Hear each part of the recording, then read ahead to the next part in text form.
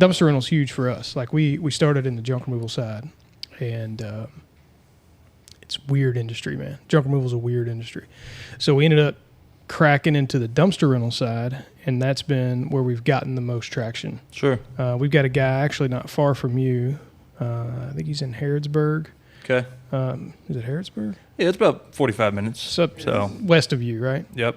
Yeah. So he technically covers Lexington, but it's hard to get a sure. Yeah, hard to get you in the if you're top based 3 out of there. Yeah. Yeah. So he'll do Danville and Lexington and some of that. But anyway, so we have like 55 clients around the country in the dumpster rental side, and a lot of our show we haven't talked about or to dumpster rental company owners. Sure. Yeah. And so we just had ICANNs on. That just released. If you're hearing this, that'll be releasing the Monday before this episode. Okay. And so I'm trying to just get a lot more people in the industry in and just let them share their stories, dude. Yeah. And you do a really good job, especially of social media marketing. You and I have talked back and forth some. Yeah. But I watch you and kind of follow what you've got going on, and the video production you put out. Obviously, you're investing some money in that, or making some wheeling and dealing a little bit. Absolutely. Yeah. So. How'd you get into this, man? I mean, like, how did it all start? So it's funny because when I get those conversations and people ask that question, I don't even have the answer to why the dumpster rental, business came an idea. So my background, when I was 19, I started working at the Cummins automotive dealership. Oh, yeah. Very We got well one known. here. Yeah. Absolutely. Very well known.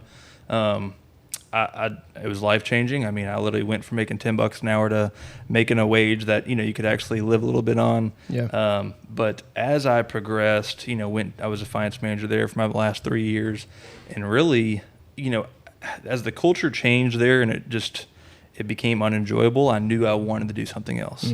So October of 2023, I did 2 things. I bought the gooseneck setup. 3 can, the entry level package, I call it. Everyone does it, Yeah. So we purchased that setup, and I also purchased a skid steer with a mulcher package, just to test it, see which one gains more traction. You kind of just mentioned that. Gotcha. And from October to August, we did about 60,000 on the dumpster side. Still, obviously, side business, part time, whatever. I was cranking, 60, 70 hours a week at the dealership. So, I was still having to get up 5 a.m., drop off 10 p.m., that kind of setup. That's exactly what I did. Right. So yeah. I know the feeling. It's just part of the side business. Yeah. So from then until August is, I was like, all right, it's made money on a small scale of 3 containers. Mm-hmm. So what would this look like if I invested, 100% of my time and energy into building this? So at that point, my business partner I have, he worked at the dealership for 10 years. So we were both trying to find an exit. So he's your current business partner in the... Correct. Okay. In this current system. And we just went from, we invested into a hook lift, and I was still working from August to November at the dealership. Okay. So I was still operating. We did buy 10 cans that year as well. This is roughly a year in, right? A little over a year in? Less, October to August. So I got you. We're a little less than a year. Gotcha. So we were still running those 3 cans that we fabricated to a hook plus 10 new ones. Okay. And then that hook lift. So I was doing from August to November, and then November came right after I got engaged in October, and I was like, I was making a lot of money, but I wasn't living. Yeah. And that's kind of what really pushed me to go full time was, if I'm going to spend 60, 70 hours a week, I want to do it for something that I want to build. Yeah. And people say I'm crazy for it, but I was just willing to go bankrupt to build my own thing. I think as a business owner, you have to be willing to do that at some point. Yeah. I was on a podcast yesterday. I don't know, Dalton Wilson with Gyra Haulers. I don't. Where's he? He's out of Dayton, Ohio. Oh, okay. Yeah. He's real active on Facebook in the junk removal side. But we had this almost exact conversation. There's this point as an entrepreneur, and my first business venture in junk removal, I made the mistake of not doing what you did. So like when you had that and not really an opportunity, but when you came to the realization, I'm making good money. I was in the very, very similar situation. I was in a corporate job, 6 figures, all that. So it was tough for me to walk away. Absolutely. Well, and people call you crazy for doing so. It's influence from other people that I think help either drive you to choose one path or the other. Yeah. And an entrepreneur has to have a little bit of crazy. You know what I mean? Like, absolutely. I know that well. Yeah. Yes. And I just wasn't there. And so you were wise in saying, you know what, I'm going to back myself into this corner. I'm giving myself no options. Yep. I think more business owners need to do that instead of dancing around it. Yep. So when it came to Spearcrest, I was in another, like similar, I was a COO of a veteran nonprofit. I was also running Sergeant Junket and Spearcrest. And it was just like, I got to pick something. Yep. And an opportunity came up. I bought myself about 30 days. I had this kind of a big project. Actually, Dakota, who is our client success manager, worked for the company that I went in to teach them how to do what we did. Okay. Yeah. And anyway, through that, Tim and I worked out of my kitchen for the first 30 days. I bought myself 30 days to pay for my salary, and then it just went from there because we didn't have any other options. I left my position as a COO. Tim kind of handled Sergeant Junket, and I went full steam into Spearcrest. But to your point, like, you got to be willing to take that risk, man. You got to be a little bit of a psycho. Yep. And you got to be willing to let people tell you that. Absolutely. And I think that was, one of the biggest motivators for me personally was, when you do mentally make that decision, you're going to lose people in your path. Oh, yeah. I mean, just because, I hate to say it, but my boss at the time, I mean, man, we were playing golf twice a week. I thought we were cool, but we were only cool when I was making him money. Exactly. We were very cool outside of work. Yeah. But the minute I left and I wasn't making him money anymore, we never spoke again. Yeah. And you have to be willing to, like, as an entrepreneur, the crazy aspect is definitely something I think is important. But, there's going to be people in your life that you lose, but, part of one door closing and opening another is just there's people who you can't take with you. Yeah. And I think that was a big thing for me to take that next step, was just understanding that. And you have a responsibility to yourself and to your family. Yep. At the end of the day, my hope is that with these guys here, like we can have a lasting relationship regardless of what happens in here. But you have to take care of yourself as a business owner, as an employee that works for somewhere. Obviously, you want to do good for the company and for Absolutely. the people that work around you. But if you're not able to really live and you feel kind of bogged down, especially in a corporate environment, dude. Corporate America. Dude, Yep. Oh, man, there's nothing worse than that. Yep. There are paths to freedom, but it is going to take you being willing to lose some relationships over. Absolutely. And get called crazy. I mean, I post videos on Facebook all the time, look like a complete idiot, but I do it anyway. Right. Yeah. You have to be willing to do that. And I think, mentioning that, and that's the part of the creative that we want to slowly tap, we're tapping into is a lot of times you expect a result to happen right away. Mm-hmm. So, when you're posting these crazy videos, you want to gain traction in a week, and it takes years for you to even see repercussions from what you did years ago. Yeah. And I think that's just one of the big things of the entrepreneur stuff is like, some people just aren't built to be entrepreneurs, so they don't understand where you're coming from. Yeah, and it's like you're investing. Think of it like the stock market. So if you invest in the stock market for 2 years and you pull out, your interest hasn't had a chance to compound yet. Absolutely. Same goes for investing in yourself. That's a great analogy. Yeah, I mean, over years you will compound, and because you'll naturally get better.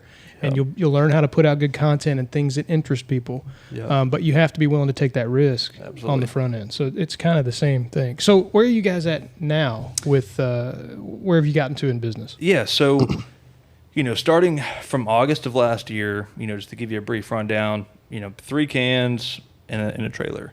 Realized there was some money there and opportunity, and, I ran with it. So we purchased our first hook lift truck and 10 containers. Yep. Now puts us at 13. End of 2 months in the business, we were just swamped, and we just purchased 10 more, so that puts us at 23. Ended off selling those 3 first cans because they just weren't really that. Your trailer, those are trailer. Correct. We had them fabricated, containers. Just weren't really, our brand, wasn't really, color scheme, things like that. Right. Sold those off. Beginning of this year, ordered 10 more. And then about 2 weeks ago, we had 10 more delivered. But what we did have is, so kind of to backtrack, right now we're sitting at 40 cans, 7 or 30 yards, and then we essentially now have concrete containers for all sizes. 8, I'm assuming. 15. Okay. So, well, just because we now have a CDL truck. So nice. To backstep a little bit, we met with a company back in December of the previous year of 2024. Okay. Had small conversations with them.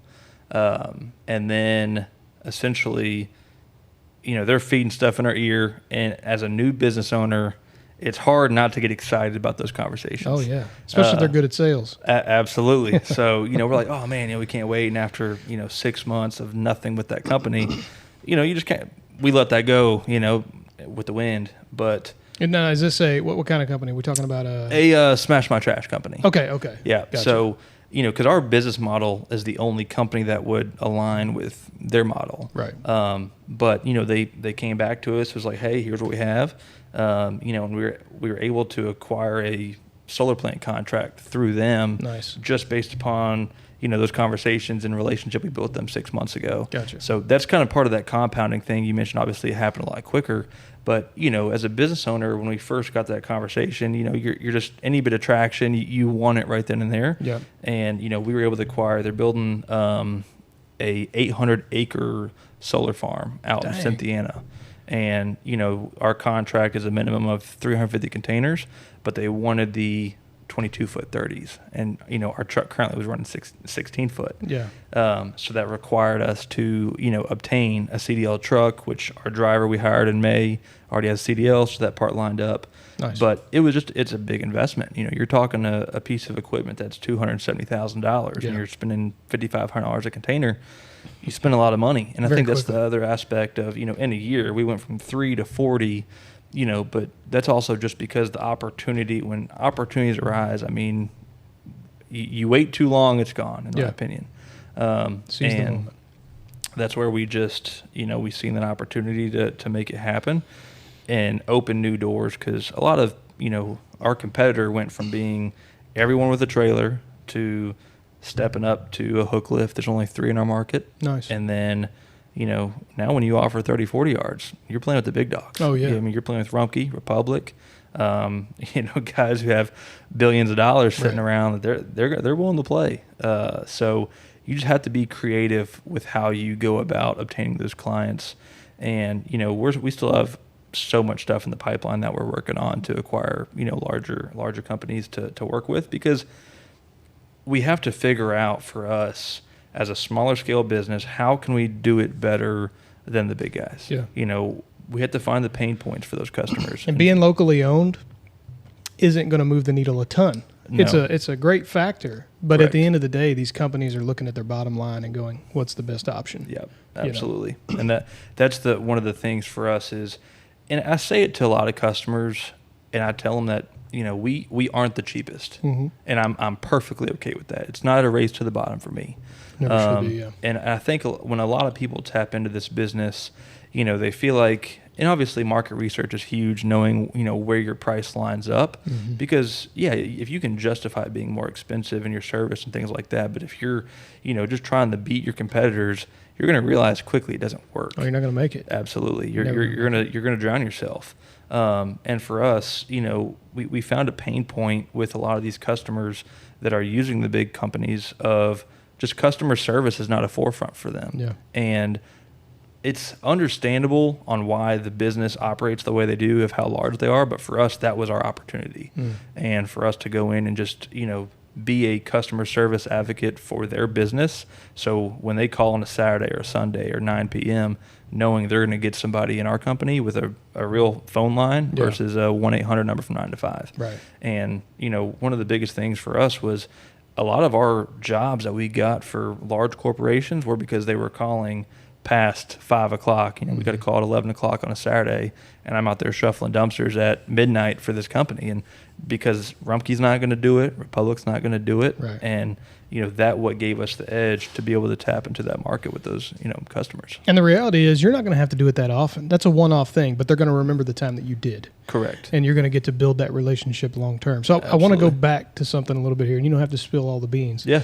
But something that I get a lot of with our clients is they're looking at there's a couple of things I want to touch on, but I want to have you answer this one first. They're looking at how do they get more commercial contracts? Like, how do you get into the commercial space? I've got a lot of clients in Texas, and Texas is booming right now. It's one of the fastest growing economies in the world, probably, but definitely in America. How, outside of great customer service and being willing to go out and swap dumpsters at 11 p.m., is there something specific that you did that allowed you to get in front of more of these people and have those conversations? Because you mentioned being creative. And I'm just curious to know what that was. So that's a great question. And the answer to that was, I realized quickly that if you want a commercial account, they're not Googling dumpster on near me. Yeah. So I don't, I didn't care how much we spent in SEO or Google ads or Facebook ads. That's not going to attract those large corporate or even small commercial account. But really what it took is networking, knowing, being in rooms with people you want to be, advocates for. Right. So, being able to network with the right people. And even if that meant leading into another conversation who led you down the road to connect with the right person. Yeah. So understanding that like the conversation I was having in that room may not be for the company I want, but they have a connection to the company I want. Yeah. And being able to, it's almost like just a channel of steps of going through, but then just the personality and salesmanship, obviously coming from the dealership background, a lot of sales experience, and outreach. I mean, you have to be willing to invest a lot of hours to obtain commercial accounts, in my opinion, because you're doing in-person visits, and I wasn't really trying to come off salesy. All I was trying to do, and for us, what kind of helped transparently is most large companies were using the same company, and they got bought out by Republic. Gotcha. And was it like a brokerage? So no, it was a local hauler. Okay. They owned the landfill, and they, Republic came. They were very large. Republic came in, bought them out, and I mean, just immediately transitioned their pricing. They transitioned their not so up to par service, and that gave us the opportunity to come in and just have these conversations. Like, hey, we're a new company here. This is what we're doing. If you're not happy with your service, I'm not here to try and push you one way. I just want to be able to show you what options we can bring to the table for your company. Nice. If you're interested, let me know, and I'll be more than happy to, have a conversation with you. Yeah. And I think during that time, a lot of these companies were experiencing people raising the price on them, picking up dumpsters when it's convenient for them, not when the job needs it done. Right. And that was just a big thing that it took a lot of like where we're at now is still a lot of bootstrapping. I didn't go, pay some marketing agency and put my business on autopilot and it's just rolling. And I think a lot of times when people get into this business, they think that, you can just pay for it all, and you can't, I'm glad you're saying that. Yeah. It's the truth, dude. Yep. Like, I own an agency. Right. That's what we do. But I tell business owners all the time, we cannot save your business. Yep. If you don't have a good foundation, you're not networking, you're not growing your business on your own, and then you come to me and you think you can just pay me and we can just throw business at you and you're going to be fine, you're going to have a real bad time. Yeah, absolutely. You just are. Because You are. It takes especially like if we're talking about SEO, it takes an incredible amount of time. Absolutely. To really get the results coming in. So then you have to invest into what we're doing and trust that we're going to do a good job, for an extended period of time. Then you go into the ad space. It's pay to play, baby. You want to make more money? You better be willing to dump money in. Absolutely. And it just is what it is. Now, of course, we do, we prune the ad sets and we make everything proper, right. But it's still not something, it's a piece to the puzzle. It's an element to the business. And if you aren't a good business owner and you aren't willing to go in and build relationships and put yourself in difficult situations and have weird, uncomfortable conversations, Absolutely. You're going to struggle always. You will never, SEO and ads will never get you out of that. Yep. Ever. It won't. I know from experience. And that's what I've had this conversation, with the best friend of mine, and, he has a couple people who reach out to him, and for that specific reason, they're willing to spend their last dollars trying to pay him to, save their business. Yeah, and dude. You just can't be you're not a flotation device. Right. You're not your, Hail Mary, because at that point, you're not going to be happy when your business still fails. Correct. And I mean, I think understanding how the business evolves, yes, I guess we're technically going on 2 years of operating dumpster business, but I call full-time August. That's when we took it to a business, not a side business. Right. But like we're going on our third website, like we're just now figuring out like the first website was this, second website was this, still didn't like it. Now we're paying, and it's not cheap, to have things developed, especially when you're trying to do something different. Right. So I think like just understanding the market, what people want, especially on your side as a marketing agency, like what people want is definitely a big key to business. Yeah. So for us, like understanding, like people want a reputable name when they, work with a company or are looking to change. I can't have some, janky website. Like No. I got to have something that is very professional. When they look us up, they're like, man, these guys are the real deal. Right. When we have those professional conversations or hard conversations, understanding that, this is someone I trust to do business with, because that is what it's built on. Trust is a foundation that we believe in our business. Customer service, it's not about price. Right. And I think a lot of times, we just spoke about it, but I don't want price to be why people do business with us. Right. Yes, does it play a factor? Absolutely. Should be a subcategory though. Correct. Every time. When people come in to do business with us, residential is a different story. We try and stay a little more aggressive on that side. But for commercial accounts, commercial customers, if you go talk to any of our commercial customers, when they need something done, they call me last minute. I make sure it gets done. Yeah. And that's just the difference. I'm not like, oh yeah, man, we're booked out. I'll get you next Tuesday. Right. I'm like, they're like, hey man, I'm in a pinch. They filled this quicker. I need it right now. And Yeah. I figure out how to make it happen. And I know that those customers see value in doing business with us just based upon our, trust and customer service aspect of our business. No, yeah. I mean, that's the thing I think gets missed a ton is you have to be, especially as a local trying to compete with the big boys, you got to be a step above. Yep. You've just got to have a certain edge that the other guys don't have. Correct. And it gets missed a lot. And Yeah. I think that, again, we could beat that horse all day, but Absolutely. people just they want the easy way out. And the reality is, as a local small business owner, especially in the waste industry, you're up against one, some giants, and two, some sharks. And if you aren't willing to go out and put yourself in situations where you can have private conversations that will eventually lead to doors opening, Yep. and you're just looking at the online side.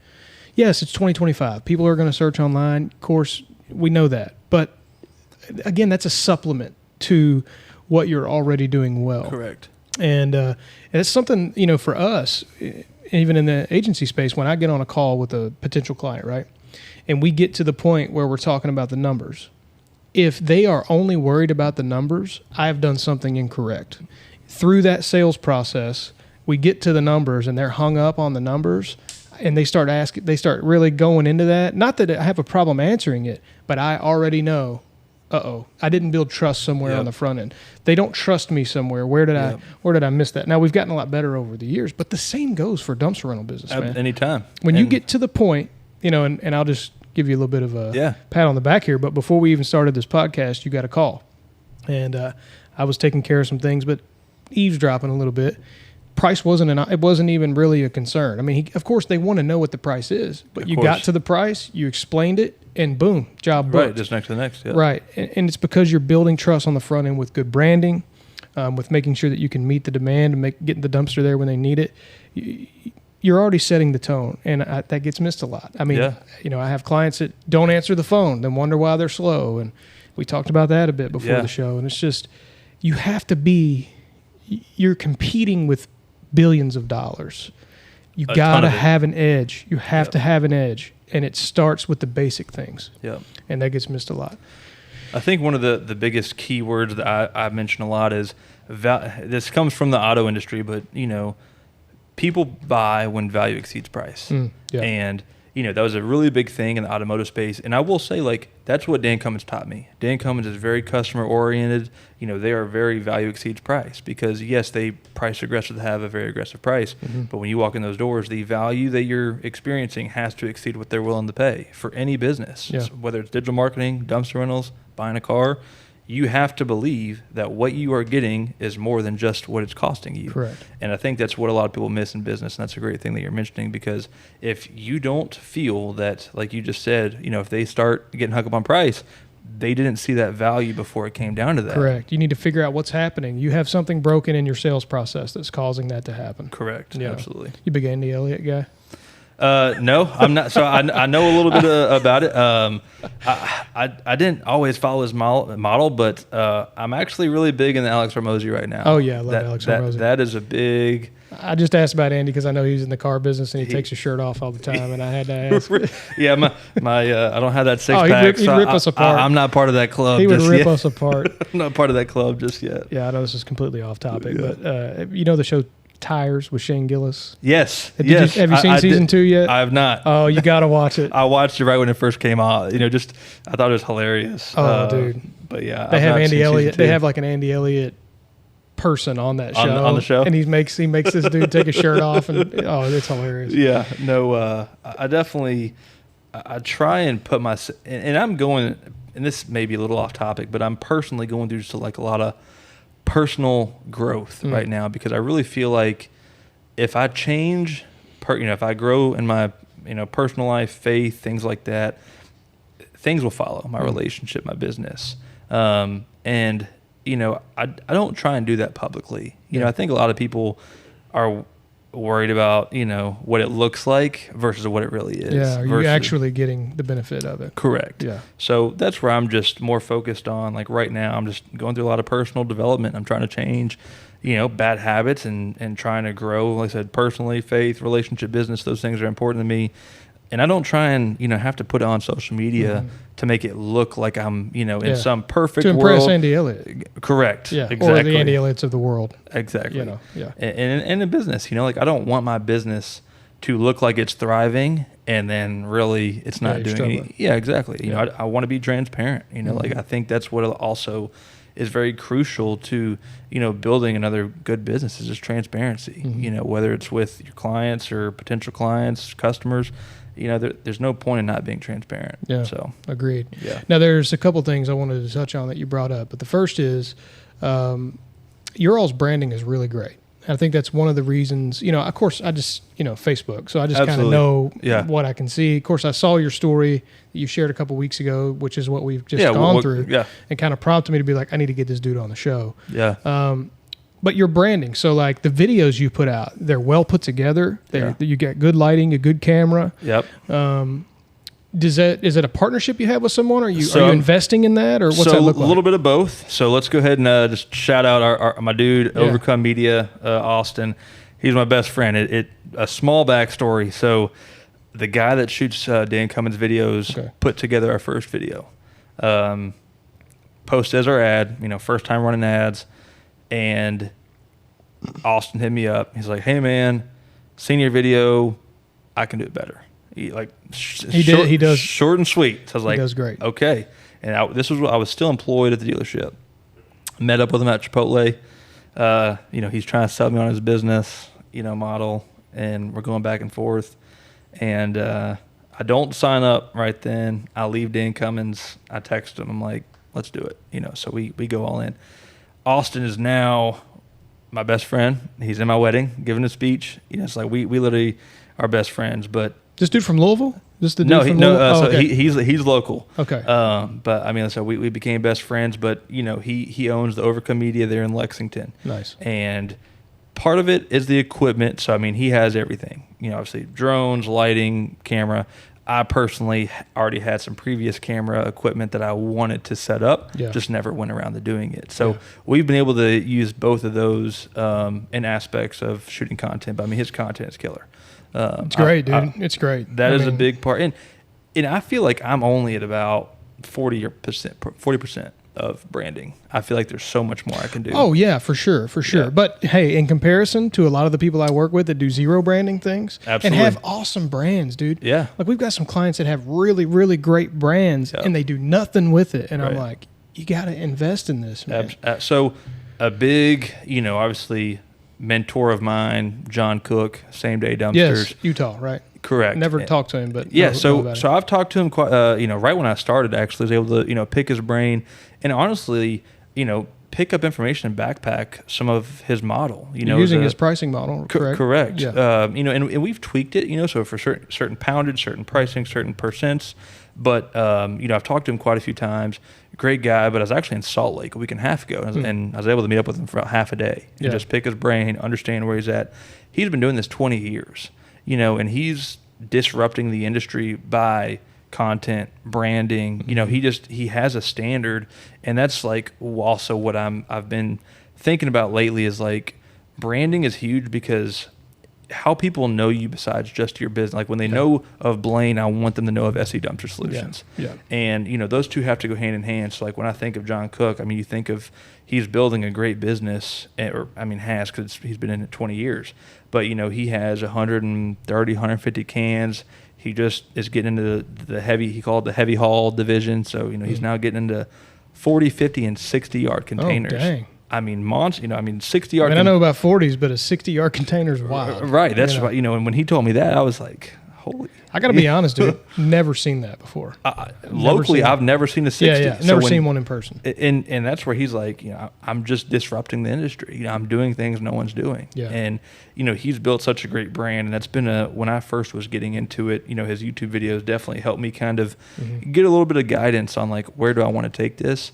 And that was the brand from him showed me like, okay, to be successful, you can't be hidden in the dark. Yeah. And, whether that's branding, Google, SEO, all those are tools to the brand. Correct. And I think, that's just a huge game that you have to be willing to incorporate, because it's going to cost you money. Mm-hmm. It's going to cost you time, energy. I mean, there's definitely ups and downs of entrepreneurship. I'm sure you have been through many different roads. I think the ups are way more rare than the downs. People don't know it, but I believe that with you. And there's part of growing pains. I mean, that truck that we've just acquired, full transparency, we've spent $30,000 and we've brought in $2,000. Dang. Between what we pay, you to pay for it, insurance, and that's not. I mean, we're paying $7,800 on insurance between our trucks, our dumpsters, and you're playing with a whole new ball game. Yeah. So it's like right now, anyone look at those numbers would be like, that does not make sense. Yeah. But just part of that contract, obviously down the road. I said before we got into that contract, I told my business partner, I said, I don't need 2 feet to jump, but I got to have one. I got to have something to jump off of. Yeah. I can't go in, get a $270,000 truck on hopes and dreams. I got to have some kind of footing to be able to take to the next level. Yeah. So that was our starting point to build a brand for what we're doing, now offer a service to the commercial space while still trying to build a brand. And I mean, I think for us, that's just a huge thing is, we want to build a brand for our whole division, whether it's small scale residential to 40-yard concrete dumpsters. We're focused on building a brand. And like I said, we're at 40%, and there's so much in the pipeline, part of this personal growth to get to 100%. I mean, we're going to do what John's doing, but locally. We're going to try and change things up here locally. Absolutely. There is something to be said of personal growth. I was a big Andy Frisella guy for a long time. Followed his program, 75 Hard, and I just started that Monday. Oh, you're on it? Yep, on it right now. Let me tell you something. It changed my business, changed my life. I mean, I'm up. I've put some weight back on. Okay, don't tell Andy. But do you have the app too, or if you miss a day, he has like the mean crossed on? Or you haven't missed a day yet? I'm assuming. Nope, I've not missed a day. I'm only 3 days in. You have the 75 Hard app? I don't. I actually just have it all printed out. Okay. Hold myself to the standard, but. Yeah, so the app is nice just because it's like $3 or $5 or something on Apple Store. Small investment. But you can, as you finish things, you just click a box, right? Yeah. And if you miss a day, I got real sick my first time. I was on day like 56. I got so sick, dude. I couldn't. I mean, I was like curled up into a ball. It sucked. So I had to stop. Right, start over. And then a couple weeks later after I got better, I was like, well, I'm starting back, Right. And then I went to open the app, and it's just a picture of Andy Frisella with his arms crossed, just mad that you didn't finish. Just mad that you didn't finish. Yeah. So anyway, we went through that program. Tim went through that program. I lost like 56 pounds. That's amazing. I mean, it was in a moment that I really needed it because I was running all 3 businesses and a lot of social pressure. I was like having to do news interviews all the time, and like it was a lot. So I had to be very clear mentally, and it allowed me to do that. And we've talked about actually kicking it back off internally here, but personal growth, a couple things is, one, you are going to be so much more mentally sharp. I mean, you're already a sharp guy. I gather that from you. You took this risk, obviously, but it was calculated. I mean, you have a business partner. You believed enough in yourself to know we're going to make this happen, right? But then you take it the next step, and you become personally sharp. It's something that people overlook. I mean, even Andy Frisella, the guy that started 75 Hard, he was like, I woke up one day and I had made $1 million in a day, but I was the fattest I had ever been in my life, and I had pneumonia and felt awful. And I'm like, okay, it's great that I have $1 million, but I feel terrible. Correct. So I can't even enjoy this thing that I've created. And so that's kind of what his journey started like. And I think we miss that as business owners. And look, dude, I'm guilty of it. Yeah. Even after doing 75 Hard, I've gotten back in the groove of like, I got to grow the business. I can't really think about my health. You know, I'll stay in here till 5 o'clock, zoomed in on a computer, trying to make things happen for clients. And I'm like, and I justify it by telling myself, I'm just trying to take care of the clients, which is true. Correct. But I can't do that long term if I'm not taking care of myself. Correct. And Absolutely. so, you know, I think you're wise, and that is going to take you from that 40% mark way on up. Because you're just going to be operating at a different level. Absolutely. So the next thing I have, we're a faith-based podcast. I mean, we don't hold any punches there. Yeah. You know, we're not preachers or anything. You know, absolutely. But you've mentioned it twice. You mentioned that faith is part of something that you're trying to grow in and trying to incorporate into your life and into your business. What's that look like for you? Yeah. So, you know, when I worked at the dealership, I was off Wednesdays and Sundays. Those were my 2 days to do what, you know, Blaine wanted to do. I'm 25 years old. So, you know, at the time, you know, back then I'm 21, 22, making, you know, high six figures, $300,000-$400,000. I mean, just crazy money for a 22-year-old. Absolutely. Yeah. And, you know, at the time I was doing what Blaine wanted to do, right? I wasn't, you know, going to church. I mean, I believed in God, but I didn't go to church, and I didn't, you know, really spend my time getting to know God personally. Yeah. Just because I felt like I was trying to justify to myself, like, you know, you just work 70 hours, like, you know, go play golf, go do what you want to do. Yeah. And I will say, like, the best feeling for me personally was when I left and not knowing, you know, because as time grew from 2021 to 2024, you know, I did try, and as I opened the business, I didn't have as much free time to do what Blaine wanted to do, but now I was, you know, working on the business. Right. But when I left full time and over the past year, just really emphasizing on making it intentional with whatever I do, with faith, business, relationships, as I'm now engaged. But I just knew, like, 2020 to go back a track, 2023 in December and January 24 is probably the lowest I've ever been. Had a rental house, you know, they've trashed it. You know, I'm going through the process of trying to evict people and having to do, you know, whole new thing on the house, money, you know, business, essentially, you know, W-2 employee. You know, the economy is rough for the car world. Money's not like it was back in 21, 22. Yeah. You know, relationships. I was in a love triangle, just to be transparent. You know, and I just put myself in a bad spot. You know, and it just felt like when it rained, it poured. You know, it just one bad thing led to another, and that was the lowest I've ever been. And, you know, stepping into 24, I just knew I had to make a change. I knew I had to do things differently. So, you know, when I did get into my new relationship, I just knew I had to be intentional. I had to be intentional, and I prayed for these things prior, because I wasn't, you know, I didn't go to church a lot, but I was like, I have to lean on somebody, and it can't just be someone who doesn't, you know, understand what I'm going through. Yeah. And if anything, you know, God's there even if you don't see him. And I think for me, going through this growth, and especially right now, I mean, part of the 75 Hard is praying every day and praying every night, and just, you know, understanding the Word of God, going to church every Sunday. You know, and when I started this business, you know, I prayed for these things that are happening in my life. Yeah. And, you know, there's still so much more growth for me to even be closer to God. But, I mean, man, it has been an absolute blessing, because I look back a year ago and it's like, this is where I was a year ago. I've literally prayed for every single thing that's happening in my business, you know, and I'm not saying he's going to answer everything, you know, obviously, but it's just confirmation though. Correct. It's one of those things that's, you know, I've leaned on him, and I'm trying to build a stronger, you know, relationship with him. And it's one of those things that I just can't wait to see where it takes me, especially starting this journey. You know, church Sunday is when I made my mind up for 75 Hard. I was like, I feel closer than I've ever been. So why not lean into that? Yeah. So that's why I just want to change personally. And where can faith take me in my personal life, in my relationship? Because I get married in a month. So I didn't realize it was that close. Yep. So I was like, I know I'm going to need that. in my personal life, my Man. relationship, Yeah. and then just in business. So, faith for me is still something I'm learning and going through. Mhm. But, everything that I have today is something I've prayed for. And I can't be more grateful for that. So if he's answering those and it's confirmation, why would I not keep going down that road? Yeah. So, Yeah, it's funny.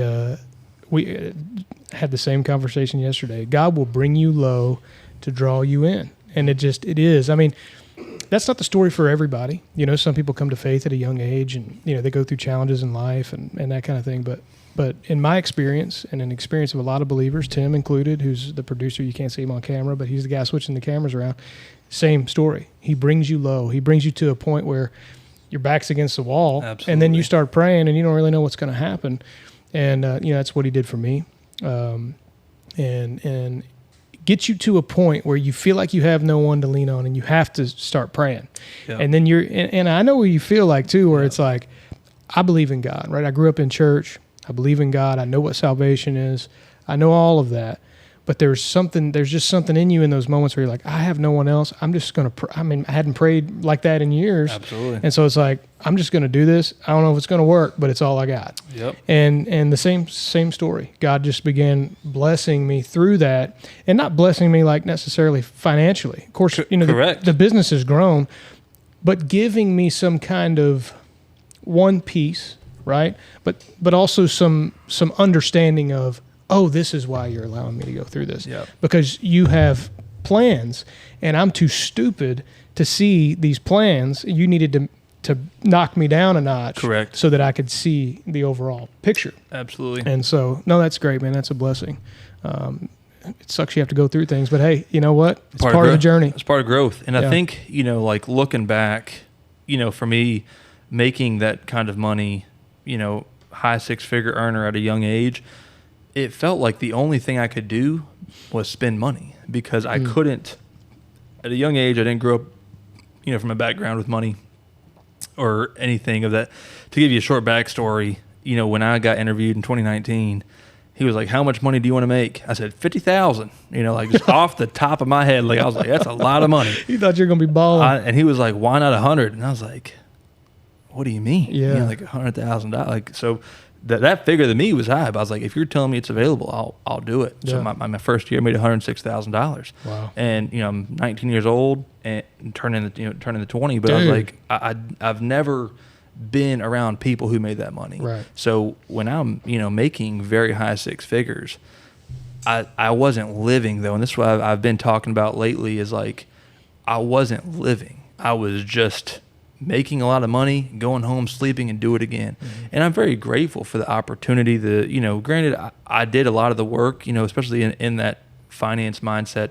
You start at zero. I created all the money and I got 9% of the pie. Right. And I'm like, man, if I only get 9%, what would it be like if I did it for myself? I get 100% towards the business. Right. And when I left, I didn't have this plethora of hundreds of thousands of dollars just sitting there to coast. I was like, I got to make things happen like right now.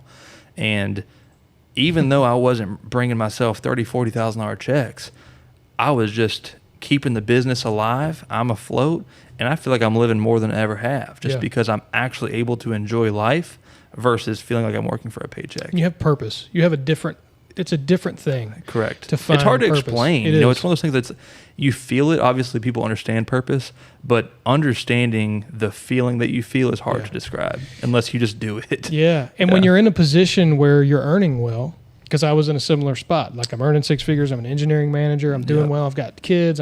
We got good insurance. We got a nice house. Blah, yada, yada, yada. But I hate what I do every day. Yeah. I mean, I like the people that I worked with. It had nothing to do with them. But just I have to go to corporate meetings to talk about the dumbest policies, and it's just soul sucking. Oh my! And that is the exact truth. When I got towards the last 6-8 months, I mean, I used to. Granted, a lot of it had to do with culture shift. It did get more corporate as they expanded into more dealerships. I mean, Dan Cummins is huge. They have, they're in Shelbyville. They're one of the, just if you're listening, one of the bigger dealerships in the state of Kentucky. Yeah, they're very well known. I mean, they were ranked nationally on aspect. But it was just one of those things that as they expanded, the culture shift has changed in the last 6 to 8 months. I mean, I would just walk in, and the minute I clocked in, I just could not wait to get out. Yeah. And that's when I knew I needed to find something, more purposeful for me. And I mean, when I told my fiance, obviously I knew in the stretch that I was wanting something else, but I mean, she was nervous, because it's the unknown, willing to go into the unknown without an answer. Right. And I think this part of entrepreneurship and kind of just tapping into that is like, I knew I wanted something more, and being able just to understand that risk and be like, listen, if it fails, I'm willing to go do what everyone else is already doing, being complacent, working for someone else. Like, you already know you can generate 6 figures. Correct. So you have that. So Correct. You're good. Absolutely. And that's, it's one of those things that, it was the best feeling I've ever felt, just stepping out, and the next day literally felt like a weight was off my shoulders. I was like, crazy. I don't know what, the future holds, but man, this feels good. There's actually more weight on your shoulders, ironically. And you don't feel it. Yeah, exactly. Yeah, because you're living in your purpose. Absolutely. And that's such a great, analogy, because part of the 75 hard, is reading. And that's one of the things I've been terrible at. I've been terrible at trying to read a book. Yeah. But what I'm reading right now has really been honing in on a mission and purpose. Yeah. And, it's not one of those things that, finding your mission isn't something that you can just obtain and then when you get it, it's done. It's something that has to be able to evolve and be able to move forward. So it's not even about me just building a successful dumpster business and hitting a certain amount of revenue, because it also tells you to take away the money. Yeah. And I feel like that helps find your purpose, find your mission. And for me, it's not even just about the money, because like I said, I'm not, to everyone listening, I'm not paying myself. Yeah. I am, besides my bills. Right. But, you're not taking a lot of profit out of this. Correct. Right. I literally just reinvest everything back into growing the business. But on the aspect of that, it's like, that's hard to do, because for me personally, I tried lowering my standard of life before I left. That way I could try and take as much load off as possible. Mm-hmm. So, I did go from having multiple cars and Corvettes and whatever I really wanted to like, I got to get rid of all this stuff, but I don't care about it. Like, it's not a big deal. Stuff. It's just stuff versus, you could take away everything I have and I still love the life I live. Right. And I think just part of that is, understanding that like part of the sacrifices you'll go through being an entrepreneur. It's hard to explain. Some people aren't made to be entrepreneurs because it's a different mindset. And like you mentioned when we started, it's part of, it's a little bit of psychoticness, craziness, not in a bad way, but just like, you have to be willing to see the vision that no one else sees. And that's kind of what I said in the beginning of, starting this. It's like, no one sees the vision that God gives you. Yeah. And I don't think that God just gives me the vision of, you're going to be a dumpster business owner. It's just, you're going to be an entrepreneur. You're going to see different avenues that I show you. Yeah. Because this is somewhat off topic, but we led down from just doing dumpster rentals to we do snow removal in the winter. Right. And we do snow removal here in Louisville. We did Walmart's. We did Applebee's is here. We have them on contracts. We do some stuff, and I'm actually heading to Bardstown after this for some snow removal stuff. Oh, you're not far. Yeah, right. And then we this is also one of the blessings that I'm going to say God gave me. So last year was a big winter for Kentucky, essentially. It was rough. Part of the 7 days of snow brought me up to Louisville. Spent 3 days up here. Thought I was finally done. I'm like, all right, I'm finally heading back to Lexington. I'm here 3 days, pushing snow. I'm heading back. I known I had you do my house. I get a phone call from a guy in Oklahoma mentioning spam calls earlier. I was just part of business. I just answer everything. And it's a guy who has all KC contracts for, nationally for snow removal. Yeah. And I'm like, how did this guy get my number? And he just like, hey, the guy who's doing it hasn't done it. I seen your post on Facebook. I'm like, no way this is happening. He probably just searched it in like the Facebook search bar. Or right. Yeah. Just some in that area. And I say it, and he called me, and, now we have 20 KC locations, expanding into 30 this coming snow season. And, it's part of the entrepreneurship is being able to take opportunities. I didn't necessarily plan on being a large snow removal, commercial property company. Yeah, especially in Kentucky, because it's, right. Yeah. It's not that, we're getting, 4 inches a year. Now we're getting, we got 24 last year. Last year was crazy, dude. It was crazy. But to part of that, I feel like I couldn't have been blessed at a better time because I just left my job in November. So it's you needed those. Yeah, it's like that was a huge boost for what's brought us to where we're at, and that's just part of the things that like faith and entrepreneurship. I feel like it just went hand in hand because if he didn't give me those opportunities and vision to maneuver the business, that's a whole different avenue that we now tap into. Yeah. So, and not saying we got 24 inches for you, but isn't it funny how he can use those things to bless you? Absolutely. Right? You know what I mean? Absolutely. In the time that you need it to happen. I say, because literally within 60 days of when I left, because the dumpster business was already, rolling and generating, revenue, but just like, you're going to go in the winter not knowing, you just quit your job. Rough for dumpsters. It is because, and that's also part of the aspect of Pivot is, for us going into large commercial contracts, we wanted to get, and we're still in the process of doing it, but we wanted commercial accounts because I want manufacturing plants. I want people who are still generating waste. Right. Depending, no problem the weather. Right. Because a lot of dumpster space comes with home building, roofing, clean outs. It's restoration. hard. Yeah. Right. It's hard to convince, your neighbor or neighborhoods to, hey, it's 10 degrees outside. Now's a great time to clean out your garage. That's not really going to happen. Yeah. So, part of just pivoting and for us, tapping into the commercial space is finding those companies that, is still going to generate revenue in the winter because it is hard for junk removal. It's hard for dumpster businesses.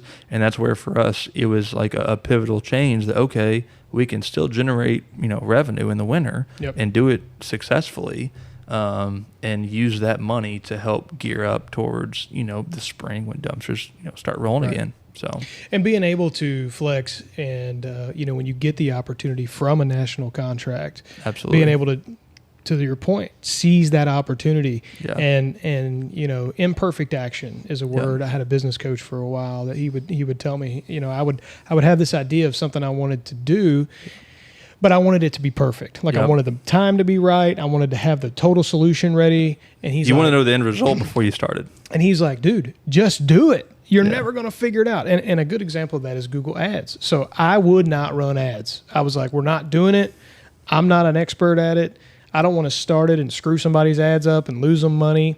And the guys in here were like, we're never going to do it if we don't just do it. Right. And so sent Ryan to Google Ads boot camp. It was awful. He didn't, I sat in on it. I'm like, we're not learning anything here. But so I'm like, we just need to do it. So we did it for free a few times, started getting results. And then, it has rolled into, it's bringing in thousands of dollars in management fees for our business each month. And now he's able to put more food on his family's table. Absolutely. All through imperfect action. Yeah. And business owners, we've talked about a lot of things, but if there's one thing you get, like just start doing something, man. Like you can't sit on the sidelines and wait. Yeah. So, dude, it's been an honor having you on. Man, it was a pleasure. Absolutely. Yeah. Cool, man. Well, if you guys want to learn any more, what's the name of the business? It's SE Dumpster Solutions here in Lexington. Okay, I always want to say Southeast. Is SE? No, so SE is actually Snellen Enterprise. So that's my parent company. And where can people find you on social media? They can find us we're on Facebook, Instagram, and then of course just the website www.sedumpstersolutions.com. Awesome. If you're a business owner, go check them out, get some ideas.